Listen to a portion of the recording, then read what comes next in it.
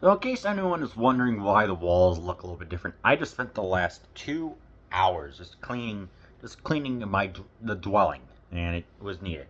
But anyway, we're not here to talk about daily cleaning habits that everyone performs. We're here to talk about movies, and we are going to get into The Beastmaster, a Don Coscarelli film that's got Korean subtitles. It's an official release, if I'm not mistaken.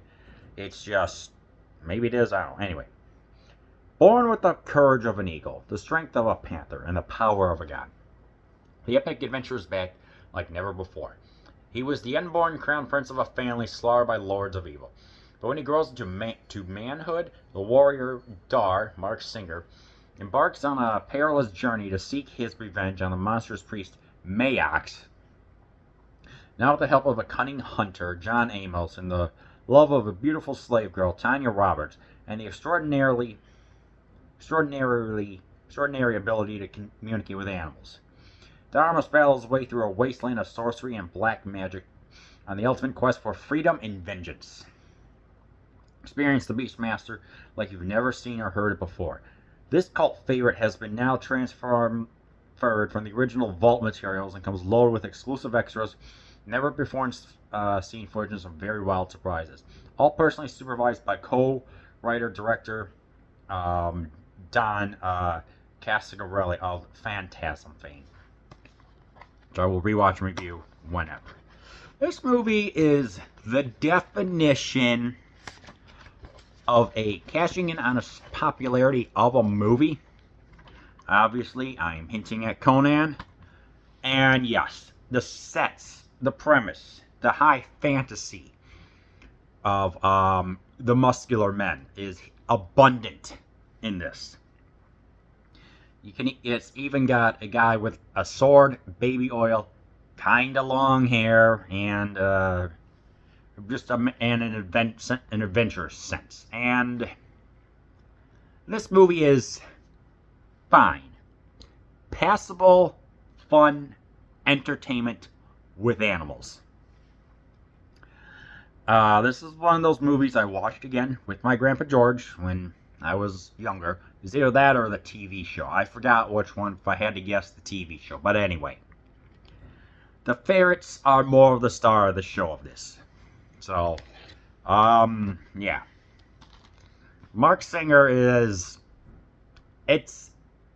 I don't know, the comparison with Conan is inevitable, but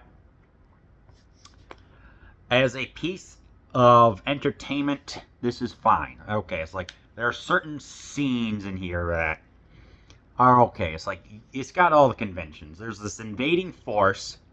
You got the person who discovers the sword and his purpose. You have a prophecy that's going to be fulfilled.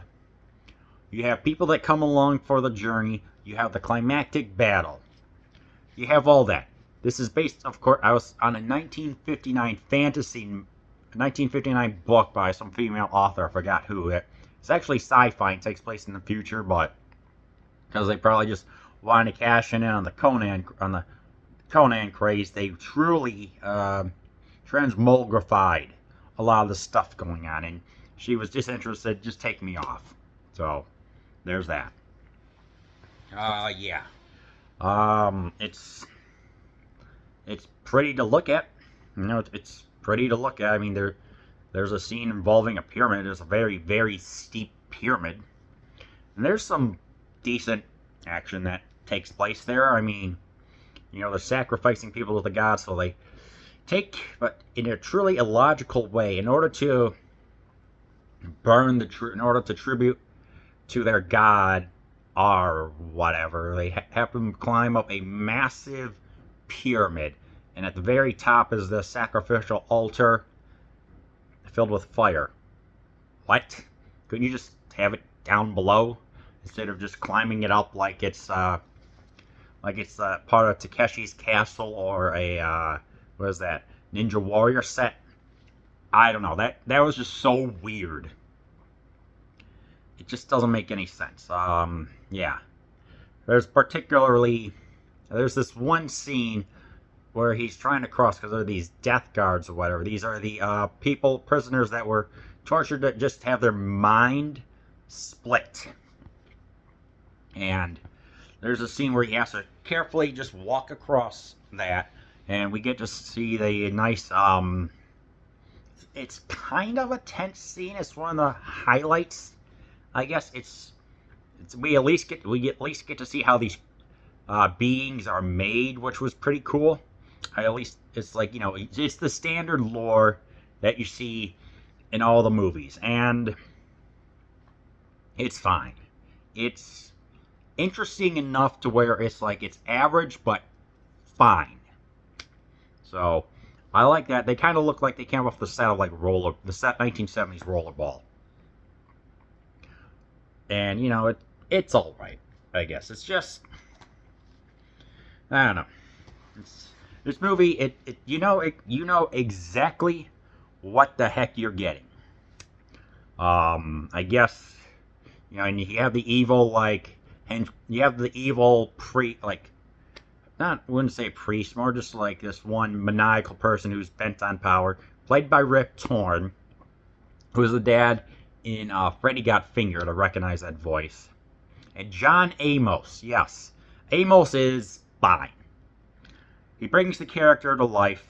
He's got a unique look, and I'm like, all right, this is not that bad. It's not that, he does a good job, and there's some child actor. He's fine.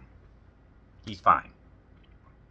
So it's like, the sets are pretty to look at, but of course the star art is truly the animal. There's a tiger painted black, a black tiger. That was pretty cool. I think I saw that movie a long time ago where they're trying to rescue the tiger from this pit. That was interesting. There's an eagle. The eagle's all right.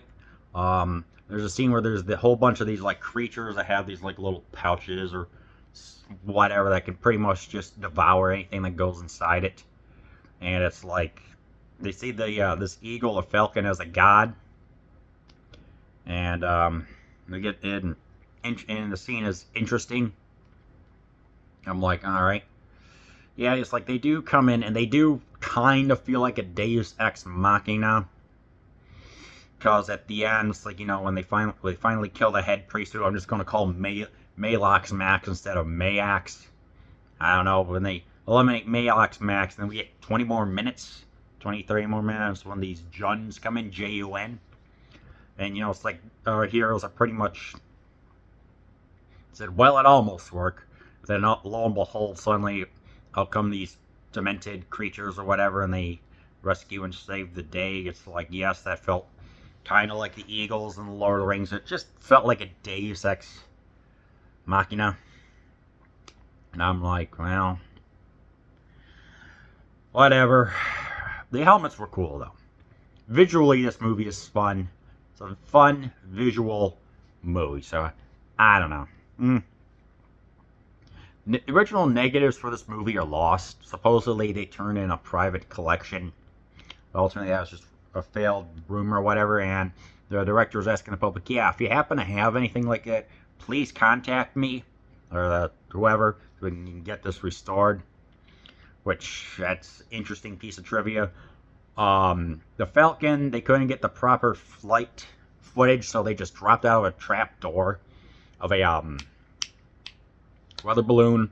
They managed to capture the eagle flying, and you could kind of tell that was, we get kind of interesting aerial views, but of course that's just a helicopter, so it's like, I don't know. And in the beginning, there was this one Russian bear that was like the only working bear in Hollywood that it got loose, struck its tamer, and then caused a little bit of havoc on set. Thankfully, no one was hurt. It was like around a kid, so obviously there's going to be a little bit more heightened tension to make sure that, of course, no one gets injured. But ultimately, they managed to get the bear. They said, okay, Mark Singer, come in. You're next to film your scenes. So, say what you will about that. It was interesting. Overall, I think this may actually be kind of a bootleg.